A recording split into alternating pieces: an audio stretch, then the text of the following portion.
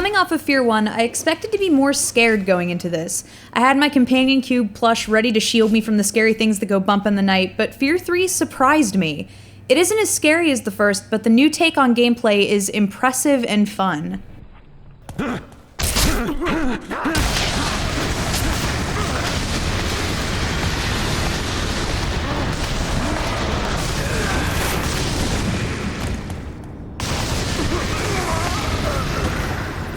If you're late to the F.E.A.R. game, you might not understand what's happening in this title. Here's a little background, and much like F.E.A.R. 3, it's going to give some stuff away, but at this point, it's a lot like knowing Vader is Luke's dad. You were bound to see it on a t-shirt sometime in the near future. Starting off the single player, you play as Point Man, the main protagonist in the first F.E.A.R. title, and you're joined by your brother Fettel. It's a convenient pairing since Point Man never speaks and Fettel never shuts up. Your mother Alma, the creepy little girl you see in those prior games, is trapped in a research facility and forced to consistently pop out babies with special abilities. Throughout the series, psychic waves blast through the sky and you learn that those are Alma's contractions. Gross, I know, let's shake off the cooties and keep moving.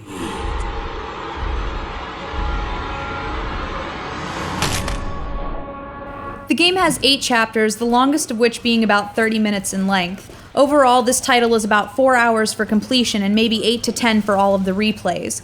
By continuing to crush through this game, your character will level up and attain more health, more special power time, and a quicker cooldown to go along with that. Playing through multiplayer unlocks Fettel in the single player, which is awesome because he is mega powered.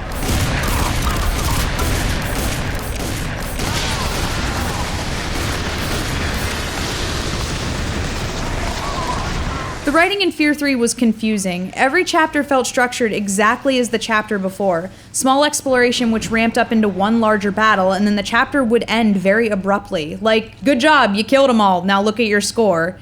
There were no mini-boss battles or anything to break up the quite boring pacing. In the final chapter, it's pretty obvious they didn't have much to go on aside from one giant boss battle, so to make it longer, they took away your ability to sprint. The last boss battle, like everything else in the game, was too short. So like I said, F.E.A.R. 3 wasn't as scary as I remember the first F.E.A.R. being. There are actually very few moments of real terror, and those are just completely killed in multiplayer.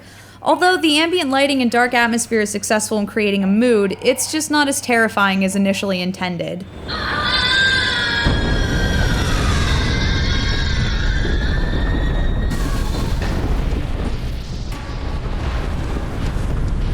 Multiplayer sees you fighting side by side with your brother and employs interesting concepts but blatantly highlights the imbalance of characters. Honestly, why would you ever play as Point Man? Fettel can shoot unlimited blasts from his hands, he can suspend someone in air and murder them, he can freaking jump into someone's body and start using weapons just like Point Man, and when he's done with them, he blows them to itty bitty ooey gooey pieces.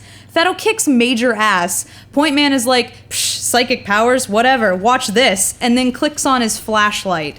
Imbalance issues aside, co-op is a really great time. When you reach the end, there is an option for 1 or 2 epilogues depending on who did better throughout your playthrough.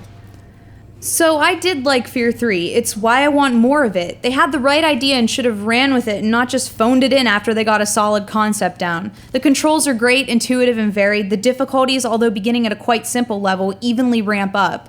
With great gameplay, what I needed was more. I wanted longer levels and bigger boss fights.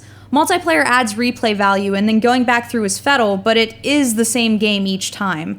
I liked the gameplay so much that I almost didn't care it had a weak plot and could have been summarized in full over the course of 10 seconds.